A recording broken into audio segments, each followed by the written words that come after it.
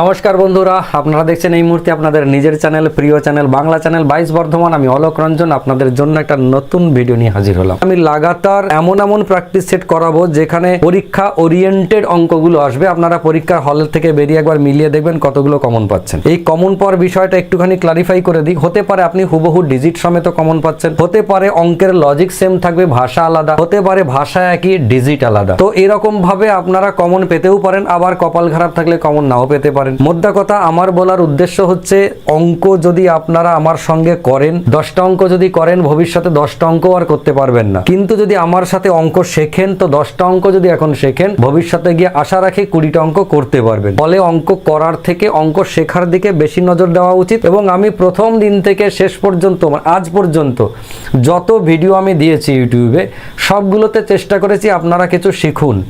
এলাম অঙ্ক করিয়ে চলে গেলাম, এমনটা আমার উদ্দেশ্য নয়। আপনাদেরকে বরাবরই আমি শেখানোর চেষ্টা করেছি। যাই হোক, আমি আজকের কথা বাড়াচ্ছি না, চলুন আজকে শুরু করি। এই অঙ্কটা অতি পরিচিত একটা অঙ্ক, লাস্ট কলকাতা পুলিশের পরীক্ষাতেও এসেছে। এমন কোনো পরীক্ষা নেই যে পরীক্ষায় এক প্রকার আসে না।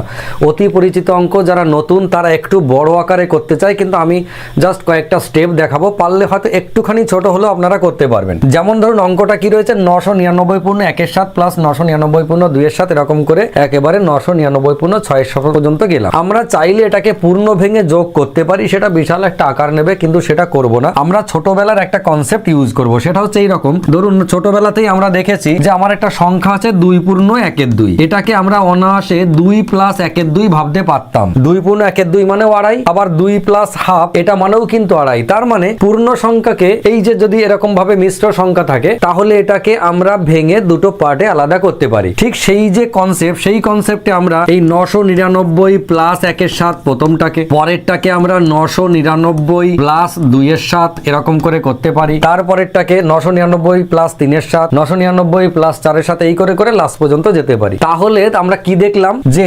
999 একটা, দুটো, তিনটে, চারটে, পাঁচটা, 6টা। তাহলে 6টা 999-কে একসাথে যোগ করব। একসাথে যোগ না করে 999 ইন্টু 6 লিখে দিলাম, তাহলে আমার যোগ করা হয়ে গেল। এবং আলাদা করে যে ভগ্নাংশগুলো রয়েছে, 1-এর 7 প্লাস হচ্ছে 2-এর 7, এরকম করে গিয়ে গিয়ে একেবারে 6-এর 7 পর্যন্ত আমরা আলাদা করে যোগ করে নেব। হলো। এবার এই গুণটা করতে গিয়ে দেখছি 999 ইন্টু 6, এটা করতে গিয়ে দেখছি একটু বড় হচ্ছে। তাহলে আমরা ভাববো কিরকম, 999টা 6 না ভেবে 1000টা 6 ভেবে একটা 6 বাদ দিয়ে দেবো। 1000টা 6 যদি আমরা ভাবি, তাহলে নিশ্চয়ই 6000 হবে। তার থেকে একটা 6 বাদ দিয়ে দেবো। এটা হয়ে গেল বাঁ দিকটা। প্লাস ডান দিকটা খেয়াল করুন, 1-এর 7 প্লাস 2-এর 7 প্লাস 3-এর 7 করে এরকম যদি যাই, আমরা যদি ভগ্নাংশের যোগও করি, তাহলে 7 লসাগু, আবার ওপরে 1 2 3 4 করে যোগ হয়ে যাবে 6 পর্যন্ত। 1 থেকে 6 পর্যন্ত সংখ্যার যোগফল কত? যদি n × n + 1/2 ফর্মুলা মনে থাকে ভালো, নালে একটু অভ্যেস আপনাকে করতেই হবে। তাহলে কত হবে? 6 × 7/2। এবার 6 × 7/2 মানে কত? 21। তাহলে কত হয়ে গেল? এটা ওপরে হয়ে গেল আমাদের 21, নিচে 7। এই জায়গাটা দেখুন, 6000 থেকে 6 বাদ মানে 5994। তার সঙ্গে এখান থেকে 3 যোগ দিয়ে উত্তর কত? 5997। এবার এই অঙ্কটা চাইলে আপনি কত স্পিডে করতে পারেন দেখুন। আমি তো 2-3টে স্টেজ করেছি, আপনার তো সেটা প্রয়োজন নেই। যখন দুবার প্র্যাকটিস করবেন, আপনার মাথাতেও এসে যাবে যে কটা 999, 6টা। তাহলে 6টা ইন্টু 999 মানে 1000 ইন্টু 6 মানে 6000, তার থেকে 6 বাদ 5994 হয়ে গেল। প্লাস এইটা 1 থেকে 6 পর্যন্ত যোগ মানে 6 × 7/2 হয়ে গেল 21। 21/7 মানে 3, এদিকের সঙ্গে 3 যোগ হয়ে গেলে 5997। আপনার যদি 2-4 বার অঙ্কটা প্র্যাকটিস থাকে, আমার মনে হয় 10 থেকে 12 সেকেন্ডের বেশি লাগার কথা নয়, কিন্তু আপনাকে প্র্যাকটিসে থাকতে হবে, এই হচ্ছে কথা। নেক্সট, যারা একদম নতুন নিউ কামার চাকরির পরীক্ষার ক্ষেত্রে, তারা প্রত্যেকে এই অঙ্কটা ভুল উত্তর দাগ দেবে প্রথমে। কিরকম? এক দোকানদার একটা বস্তুর নির্দিষ্ট মূল্যের উপর 20% দাম বাড়িয়ে লেখেন এবং ক্রেতাকে তারপরে 20% ছাড় দেন। মোটের উপর শতকরা লাভ বা ক্ষতিকর। মানে আপনি দোকানদার, আমি দোকানে গেছি আপনার দোকানে কিছু একটা কিনতে, আমি খুব বার্গেনিং করি, আপনি জানেন যে খুব বার্গেনিং করি, যাই দাম বলেন তাতেই কমাই। আপনি দেখলেন আরে স্যার আসছে, দামটা বাড়িয়ে রাখি 20%, দিয়ে স্যারের সামনে 20% ছাড় দিয়ে দেবো। স্যারও খুশ, আমিও খুশ, আমি যে দামে বেচতাম সেই দামেই বেচবো। এটা আপনার মনের মধ্যে রইলো। আমি গেলাম, আপনি 20% দাম বাড়িয়ে দিলেন, আমার সামনে গিয়ে আবার স্যার এসেছেন, এই 20% ছাড় দিয়ে দাও, আমিও খুশ। দিয়ে আপনার মনে হলো আপনি বোধহয় আগের জায়গাতেই আছেন, নো লস নো প্রফিটে। দিয়ে যারা নিউ কামার তারা উত্তর করবে এইটা, কিন্তু এটা করলেই গেল সে। কারণ হচ্ছে যারা একটু প্র্যাকটিস করেছে চাকরির পরীক্ষায়, এটা মারাত্মক কমন অঙ্ক, সেজন্য এখন কম বেশি সবাই পারে। আজকে আমার ভিডিও যারা দেখছেন, আমার মনে 100 জনের মধ্যে 90 জনই অঙ্কটা সঠিক উত্তর জানেন, 10 জন হয়তো না জানতে পারেন। আমি তাদের জন্যই বলছি, কেন এই অপশনটা উত্তর হবে না। আলটিমেটলি লোকে দেখবেন একটা ফর্মুলা করায়, যেটা হচ্ছে যতটা বাড়িয়ে লিখেছি এবং এবং যতটা কমিয়ে লিখেছি সেইটার গুণ করে 100 দিয়ে ভাগ, মানে 400/100, মানে ফাইনালি 4%। এটা আজীবন লস। এই অঙ্কগুলোতে আজীবন লস হয়, মানে যতটা বাড়িয়ে লিখলাম ততটাই কমিয়ে দিলাম, তার মানে আলটিমেটলি লাভ হলো না লস হলো, আজীবন এটাতে লস হয়। সেম কনসেপ্ট এইটার সঙ্গে একটা আয়তক্ষেত্রের দৈর্ঘ্য বাড়ালাম 20%, প্রস্থ কমালাম 20%, তাহলে ক্ষেত্রফলের কি পরিবর্তন হলো? আজীবন 4% ক্ষেত্রফল ডিক্রিজ হয়ে গেল। এটা আজীবন লস, মাথায় রাখতে হয়। এবার আমরা যদি এটাকে একটু ডিটেলসে করি কিরকম হয়, মনে করুন 100 টাকার জিনিসটা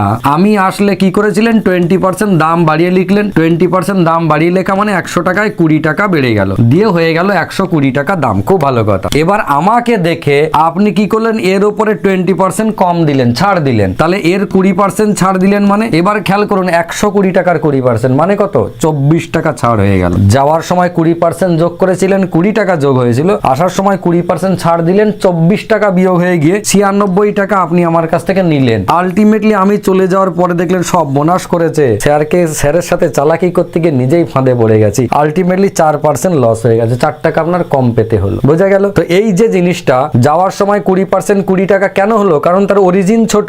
100 টাকার 20% সে তো ছোট অ্যামাউন্ট হবে। আসার সময় কিন্তু 120 টাকার 20%, এ তো অ্যামাউন্ট বড় হবেই, কারণ এর অরিজিনটা বড়। এই হচ্ছে ফারাক, আর কিচ্ছু নয়। ফ্যাক্ট হচ্ছে এইটা। এবার আপনি চাইলে মনে মনে ভাবতে পারেন 100 টাকার জিনিসটা 20% বাড়িয়েছে, 120 টাকা হয়ে গেল, ফের 20% ছাড় দিলাম, 120 20% মানে 24 টাকা বাদ দিলে 100 টাকাটা 96 টাকা দাঁড়িয়ে গেল, 4% লস। ওটাও ভাবতে পারেন। যদি মনে করেন না এরকম করব, এই দুটোকে গুণ করে 100 দিয়ে ভাগ, সেটাও আপনি করতে পারেন। যারা আগের 2 নম্বর অঙ্কটা, যারা যে 90% ছেলে মেয়ের কথা বললাম যারা পারে, তারা এই অঙ্কটাকে ভুল করে বসবে। এবং আমি মোটামুটি নিশ্চিত আপনারা এই মুহূর্তে অঙ্কটাকে পজ করে রাখবেন, মানে আমার ভিডিওটাকে পজ করে রেখে অঙ্কটা একবার করুন। আমি মোটামুটি এটুকু ভরসা দিচ্ছি 100 জনের মধ্যে 99 জনই ভুল করবেন, আমার ভরসা। আর এবার সত্যি হতে পারে, নাও হতে পারে। কোথায় ভুল হয় এই অঙ্কটায় দেখুন। এই অঙ্কটা মার্কেটে একদম নতুন এসেছে, এ কিন্তু পুরনো নয়, একদম ভেরি রিসেন্ট নতুন অঙ্ক, পরীক্ষায় আসা শুরু হয়েছে। গোপাল একটা সেলফোন ক্রয় করে সেটা রামকে বিক্রি করলো। কে করলো? প্রথমে হচ্ছে গোপাল। কাকে বিক্রি করেছে? রামকে বিক্রি করেছে। মাথায় রাখতে হবে কত পার্সেন্ট লাভে? 10% লাভে। 10% লাভে বিক্রি করেছে, তার মানে 10% অ্যাড হয়েছে ধরুন। এবার গোপালের কাছে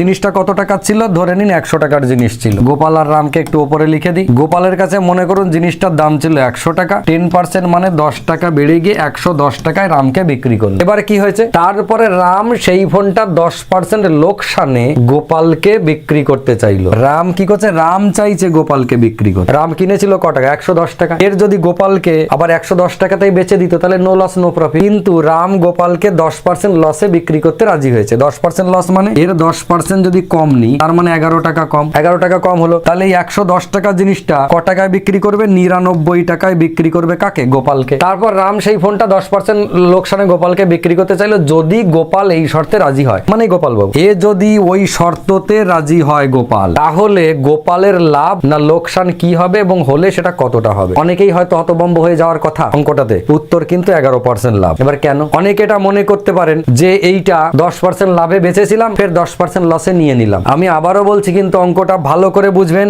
গোপাল রামকে 10% প্রফিটে প্রথমে দিল, রাম নিজে 10% লসে বিক্রি করতে চাইছে গোপালকে, গোপাল রাজি হয়েছে। তাহলে রাম 110 টাকায় কিনেছিল গোপালের কাছে, দিয়ে 10% লসে মানে 99 টাকায় গোপালকে দিল। তাহলে গোপালের আলটিমেটলি লাভ হলো না লস হলো? আমরা কি ভাববো? গোপাল প্রথমে কি করেছিল? প্রথমে 10% প্রফিট করেছিল। 100 টাকায় জিনিসটা, মানে 100 টাকায় গোপাল কিনে এনেছে, সেই জিনিসটা 110 টাকায় বেচেছে, মানে 10% প্রফিট, 10 টাকা প্রফিট। 100 টাকায় কিনে ফের আবার কি হয়েছে? ওই 110 টাকারই জিনিসটা এ ক টাকায় কিনেছে? 99 টাকায়। কিন্তু এই 99 টাকার জিনিসটা গোপাল আগে কত দাম ছিল, কত দিয়ে কিনেছিল? 100 টাকায়। তাহলে এখানেও কিন্তু আবার 1 টাকা লাভ করে ফেলেছে। এটা 1% টোটাল 11 টাকা লাভ। এই জায়গাটা ভালো করে বুঝুন। প্রথমে গোপাল রামকে বিক্রি করে 10 টাকা লাভ করেছিল, ফের ওই জিনিসটাই আবার এই 100 টাকার জিনিসটা 99 টাকা কিনেছে, মানে আবারও 1 টাকা লাভ। কি করে লাভ? এই মালটা যদি গোপাল আবার কাউকে 100 টাকায় বেচে দেয়, আবার তো 1 টাকা লাভ করবে, কেননা গোপাল কিনছে ক টাকায়? 99 টাকা। 100 টাকায় বেচবে না, আবার 1 টাকা লাভ করবে। যদি এই দামে বেচে আরো বেশি লাভ করবে। কিন্তু আমাদের অত দূর যাওয়ার দরকার নেই। আমাদের অঙ্কটা ট্রানজেকশন কোনটা? গোপাল রামকে দিল,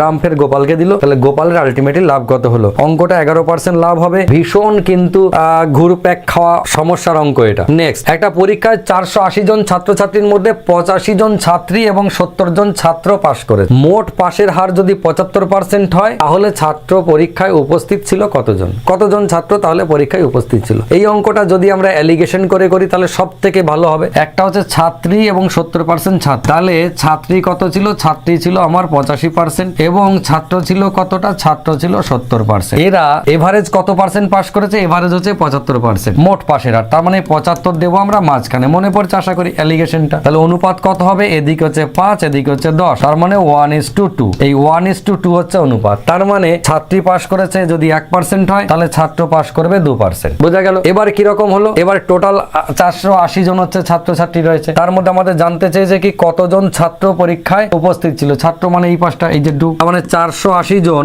এর টোটাল 3 ভাগের 2 ভাগ হচ্ছে ছাত্র ছিল। 480 জনের 3 ভাগের 2 ভাগ, তার মানে 3 ষোলো 48, 160, 16 দিয়ে 32, 320 জন। ফাইনালি ছাত্র কতজন? ছাত্র হচ্ছে 320 জন। নেক্সট, তিনটি সংখ্যার গসাগু হচ্ছে 23। তিনটে সংখ্যার গসাগু 23। সংখ্যাগুলোর অনুপাত 1:2:3। তাহলে সংখ্যাগুলো নির্ণয় করো। আমরা কিন্তু জানি সংখ্যার অনুপাতকে গসাগু দিয়ে গুণ করলেই সংখ্যা পাওয়া যায়। তার মানে সিম্পল 1:23 হচ্ছে প্রথমটা, 2:23 হচ্ছে দ্বিতীয়টা, 3:23 হচ্ছে তৃতীয়টা, মানে অপশন বি। এবার এটা কোথা থেকে হয়? আপনি চাইলে নিজেও কিন্তু করতে পারেন। যেমন ধরুন 4 আর 8, আমি যদি বলি দুটো আমার সংখ্যা, তাহলে এই সংখ্যা দুটোর অনুপাত কত? 1:2। কিন্তু আমরা এটা জানি না, সংখ্যা দুটো যে 4 আর 8, এটা আমরা জানি না, আমাদেরকে বলেনি। ধরুন বলেছে দুটো সংখ্যার অনুপাত 1:2। এবার এদের গসাগু কত বলেছে? এদের এইচসিএফ মানে গসাগু হচ্ছে 4 আর 8 এর 4। আপনাকে এই ডেটাটা দেয়নি, শুধু বলেছে দুটো সংখ্যার অনুপাত 1:2 এবং তাদের গসাগু হচ্ছে 4। তাহলে সংখ্যা দুটো কি? এবার দেখুন সংখ্যা দুটো তো এইটা 4 আর 8, তাহলে গসাগু 4, আমরা সেই হিসেবেই ধরেছি। এবার দেখুন 4 দিয়ে প্রথম অনুপাতকে গুণ করলে প্রথম সংখ্যা পাওয়া যায়, 4 দিয়ে দ্বিতীয় অনুপাতকে গুণ করলে দ্বিতীয় সংখ্যা পাওয়া যায়। তার মানে গসাগু দিয়ে যখন সংখ্যার অনুপাতকে গুণ করবেন তখন অরিজিনাল সংখ্যা পাওয়া যাবে। তাহলে আমার সংখ্যাটা যত বড় হোক ছোট হোক ভেবে লাভ নেই, আমাদের এই লজিকটাই কাজে লাগাবো যে এই তিনটে সংখ্যার অনুপাত গসাগু দিয়ে গুণ করে দেবো, তাহলেই সংখ্যা পাওয়া যাবে। ঠিক আছে, আমি এই 5টা 6টা 10টা অঙ্কের মধ্যেই রাখবো। আজকে পার্ট 1 দিলাম, আগামী কালই আমি এর পার্ট 2 নিয়ে আসবো। যেই মুহূর্তে যারা